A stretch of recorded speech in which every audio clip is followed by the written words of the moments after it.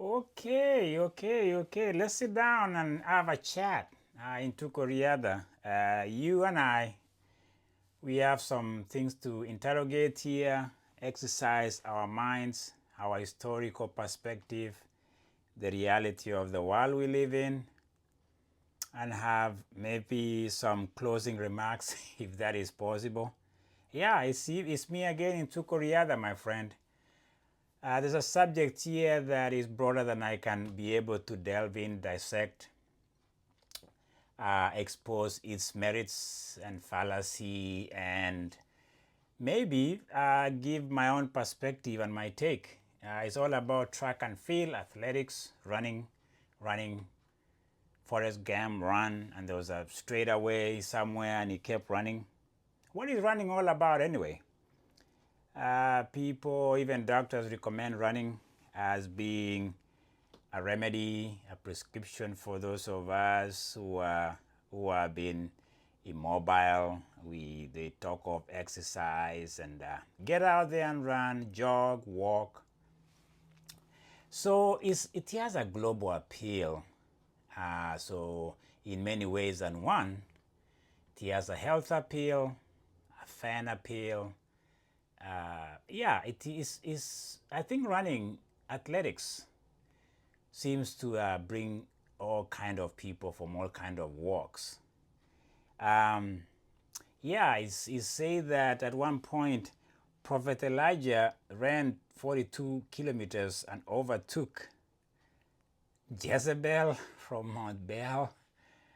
You can read that in First Kings or Second Kings. So running has been part of the human race, human culture. Somebody in the New Testament talks of let's train for Olympics. We have a race. I finish a race. A crown is kept for me. Running. Yeah, I'm giving you this almost what do you call it? Antiquity of running. And I don't know how I'm doing on that to get your attention if you keep subscribing and liking and viewing. So the reason why I'm giving you that background is so that we may appreciate athletics. Hopefully you do. That's why you view this.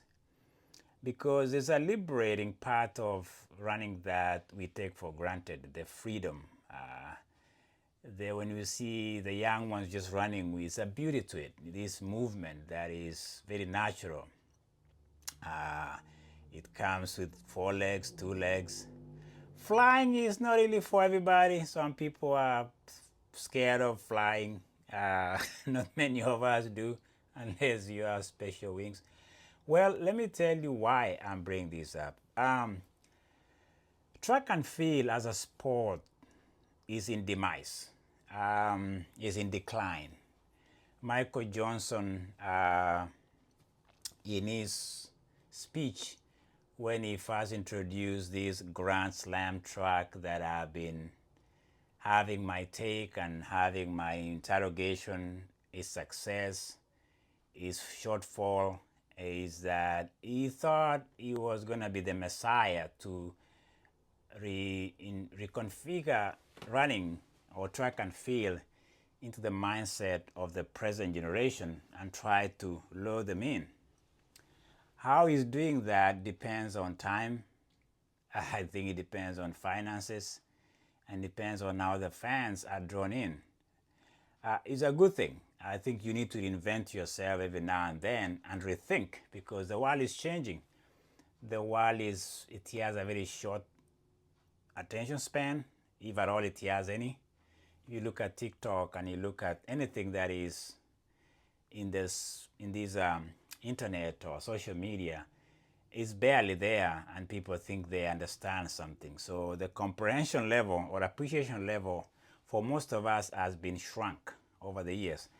And so when you bring track and field, an event like Olympics, where you have people running around the track 25 times for 10K, 12 times for 5,000, 3.25, 415, and 2 laps, I don't think you're going to have people appreciating that in this day and age. You'll have people maybe just watch the opening of maybe the end of the event. I think it's because we suffer from the demise of our attention span, almost the decline and the absence of it in this modern day and era. And so we have to address that in sports. And I think athletics is struggling to maintain, if at all, it has that audience. And I'm reading some articles about even in the collegiate level, where the pipeline that I went through, NCAA Division One, and how there's been anything but success in track and field. And now they have a legal fight that NCAA has to deal with and to try to maintain NCAA eligibility and its presence in colleges. And now there's a cry that the less popular sport, which is track and field. I was there during my time. Track and field and some other sports struggle to even make money. I don't think we were a sport that made money. We were a sport that was part of the total package. You have football, basketball, baseball, and everything else. And now you have other sports that have come in. You have soccer, which is getting popularity in America and it still is making traction. You have other sports, and now we have flag football for women that is getting some attention in NCAA. And so there's been a legal fight, and there's a legal case coming out that might impose some restrictions or some different standards for Division One in college to maintain that sporting angle or sporting space for track and field. And given the fact that track and field over the years has not been a sport that generates money, revenue, profit, or TV audience, it might be a casualty in what's about to happen. Why am I engaging myself in this? Because I'm invested, isn't it? And so when you hear something that gave you a platform or a space, or it gave you an opportunity to go to college, you want to give your voice. And my voice is this.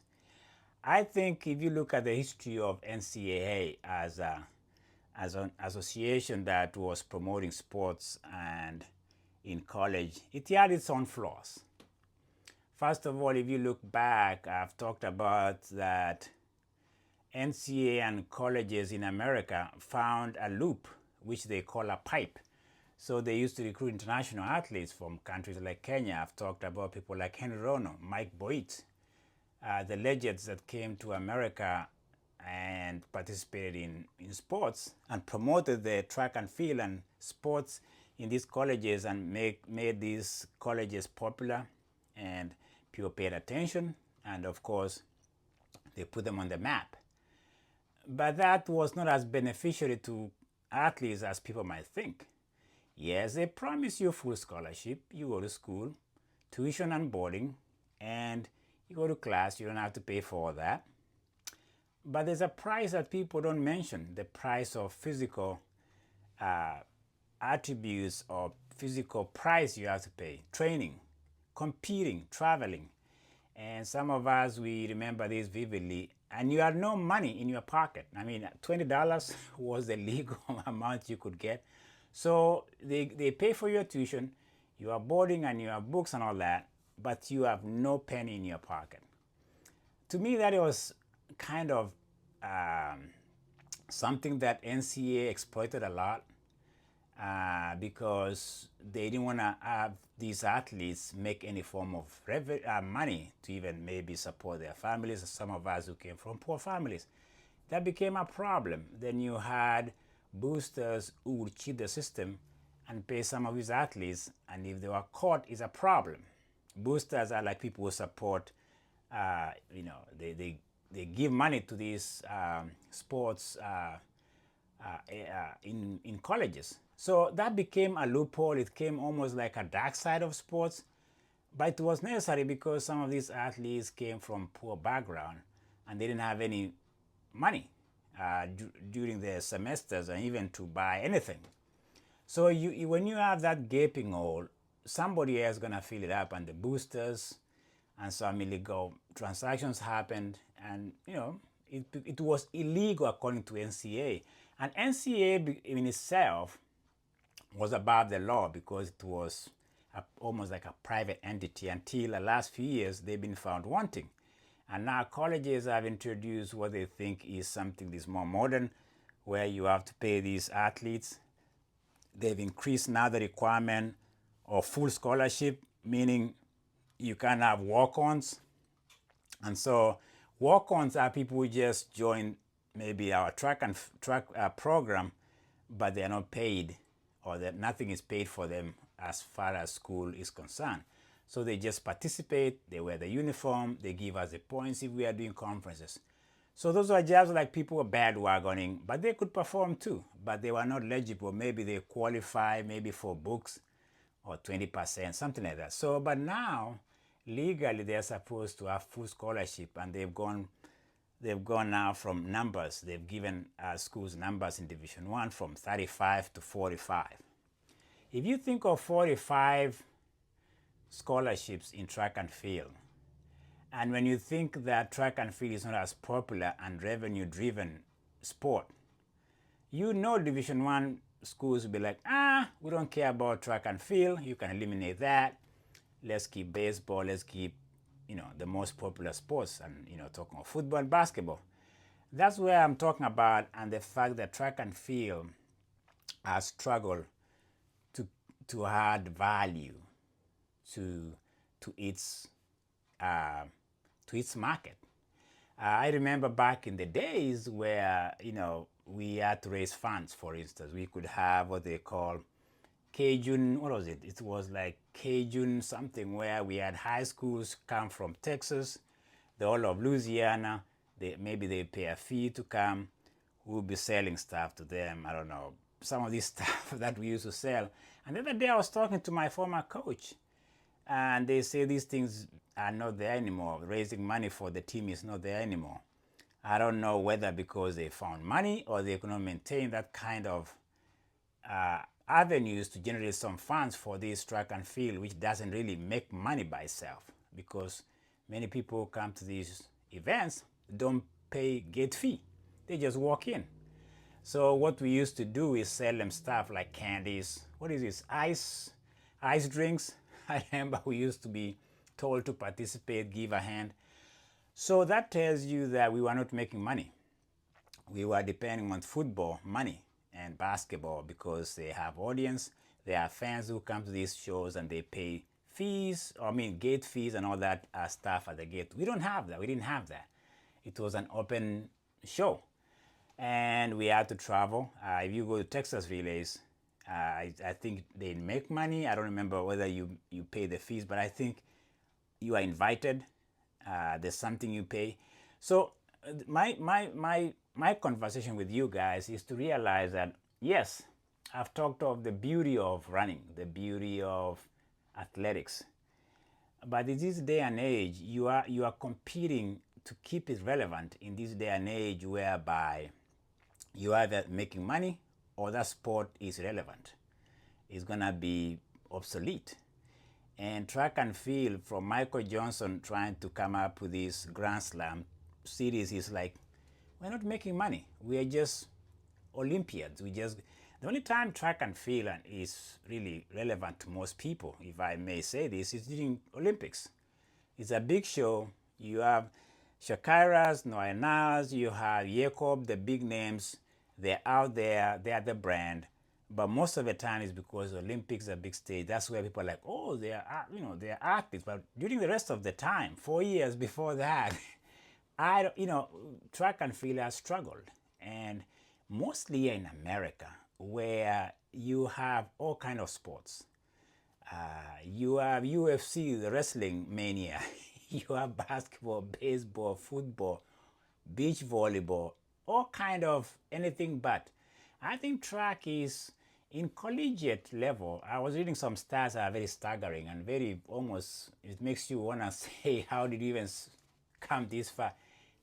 0.2% of revenue in track and field in any collegiate Division I is from track and field. 0.2%. That's not sustainable, is it? Yet, you know, some of us, have made it this far because of that avenue, that platform. Um, and so when we are competing against basketball, I remember basketball games were packed. Football games packed. When you come track and field, it's barely anybody. There could be a few people, and mostly the athletes from out of town. Um, so I'm seeing some dark side and demise of track and field. Over time, I don't know. Now you have these legal cases that are being played out in court, and the court are mandating Division One schools to kind of come up with something that is sustainable. And if you are talking of sustainability, then you are talking of revenue, value, and fan based, and having an audience. Track and field struggles to keep any audience. I think the only thing that gets people in is when maybe sprints, 400 meters, 200. Most people even know who was the world record in 10,000 meters, 5,000. If you ask them 100, they'll talk about it, kind of, because the characters might be flamboyant, like Sha'Carri Richardson. So, what am I saying? I'm saying that the future doesn't look good. I have to admit that. Reading some of this commentary and insightful people are talking about it. Somebody was even mentioning Hayward Field here down in Eugene, where you have these collegiate competitions. It's an empty field. Uh, it's so sad to see that. And some people are romanticizing, having nostalgia. Like, I remember back in the 90s, you had this interstate competition between Washington State and maybe Oregon, border clash in cross country, where the state I think top 12, my daughter did that. They came here to Nike campus, and there was this between the rivals competition between cross country team from Washington and Oregon running in on campus and seeing who does what. That brought the crowd. That was, people look forward to those clashes. These they call it team sport. That has gone out of the way because I think the sad thing about anything is we've purified it. We've made sport look to be an individual. When you make a sport to be an individual, and if they don't show up, nobody will show up. Yeah, I think the team aspect, the interstate or intercollegiate, where different colleges or different universities could have a meet where they are fighting for this pride of the state, bigger things than individuals. Maybe that's where we should go. Somebody's advocating that. That's why Olympics is great. It's about medals. China, USA, how many medals can you bring on the table? And I think if you think about sport in general, you have to have a bigger, what do you call, foundation. You have to have bigger than just one name. I've been talking about Jacob Embriston. The reason why I advocate for that is because middle distance needs somebody like him. I've talked of Sha'Carri Richardson. Sprinting or track and field needs a face that is, it has a character. It has this appeal character from when she was dismissed for using, marijuana in 2020 to go to Tokyo and all that stuff. She became a name, a face. And Noah Lyles has struggled even as a man in sprinting. Letsile Tebogo. The reason why people like Usain Bolt were massive during the era they were here is because they had that presence. People want to watch Usain Bolt. Right now, whom are you going to watch? Who is who? Letsile versus Noah Lyles, and who else? So track and field struggles to maintain that attention span within the population we're dealing with. And I think now you have other sports that I've mentioned. You have now like football, Premier League, La Liga, Bundesliga, and you have all these. You have to compete. Who has the audience? And if you compare the audience and the viewing, track and field is nowhere to be seen. Michael Johnson tried to go to Jamaica and get an audience. It was an empty stadium. I think what I'm saying is this: unless if you want to look at it more critically is that I think the future doesn't look great, but it can be saved. We can think about how do we draw people in. My opinion maybe here might not sound that great, but to have track and field for instance, in college, Division One, and to have it look like it's being subsidized. I hate to use it. It's being subsidized by football, basketball for it to survive, which was during my time. They were being subsidized. The money from football came down to us somehow. We were floating. I knew that. Even looking back, I know we survived on their revenue because we didn't have any revenue.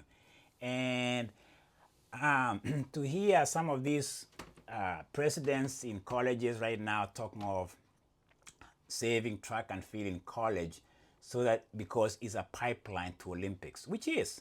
I mean, if you talk of great athletes who have gone to win medals in Olympics, they went through colleges. They went through Division One. To my country, I can talk Julius Karaoke, won St. Mary's in California. Paul Lereng, he went to Virginia. We can go on and on. From my perspective, that was a pipeline from East Africa. Now we are looking at pipeline through Division One to Olympics. Maybe it's about time we realize that we haven't been looking at this thing globally, because if you look at it globally, then you allow talent to come to this country like I did, and we are multi-talented. I'll do 400, 800, 1,500, maybe 5,000 or 3,000, depending on what you're talking about, getting points for conference. Did I get points for all of them? Maybe. But I think specialized, I think when you have people like Henry Rono, people like the Kenyans who come here, they'll do anything to bring something to a conference championship. And that's why the idea of immigration, the idea of international input into athletics, into sports, has been big. Until now, we are realizing how big they were, because the market or the talent in America is shrinking. And the only place you see people glamorizing is in these elite sports like soccer, which is very elite, economically pandered to, because to join a soccer league, even from the youth level, you're looking at $20,000 a year to go through the academies. It's very expensive. Poor people can afford it. But it is that creates that road for these young people, young women to go to colleges. There's a lot to be talked about on this. Maybe I'll come back to it, but I don't want to bore you guys about what I think. But what I think is that until we see ourselves broadening and allowing and appreciating international input, even in the market, you're talking of Silicon Valley, is full of young women from India and men from India or other countries. We need to be more global, more international, and maybe I'm suggesting that we should be, lower the way we get these athletes to come in, make it easier for them, because my thinking is that the way things are going, track and field will be the thing in the past in college, in Division One. The regime of the day doesn't care about education, and if that is where they're gonna go smash the windows, track and field and this lower end, this low-lying sporting event in colleges will suffer. I mean, nobody will touch football, nobody will touch baseball, nobody will touch basketball, nobody will touch these elite sports where it's almost like gladiator sport. And gladiator sport sells. UFC is, the viewing is over the charts. Basketball, if you're talking of March Madness, you're talking of Super Bowl, you're talking of playoffs, World Series, those ones are always over the charts. And even when you have trials for track and field in Eugene, it's barely a crowd. And so the thing I'm really giving a shout out here and maybe trying to shine light and share my opinion is that track and field faces a very challenging future. The challenge becomes even more dim for the fact that we think all the talent is within America. I think there's more talent around the world. There's more people are willing to come to track and field in America and perform at the highest level and even go to the Olympics and make some schools better. Poor people cannot afford to go to soccer leagues and academies in America because that's the way you find your way to college and get better. Basketball is, the percentage of basketball players going to college is still very small, even for African American community, which is predominantly who they are in basketball. Track and field is, to me, is more global than people say. It brings more people from all walks of life. It has an international appeal. Any talent can be refined and be made better. Basketball is a small window, a small gate. Football, 5% of college players go to NFL. I think track and field can survive if we look at it globally. If we are looking at it as a country in America, for me, it's been struggling for a long time. Well, what was that? Yes, the future is looking what it looks like. But it was me giving you my perspective. You can comment, my friend. You can engage with me because these are subjects close to home.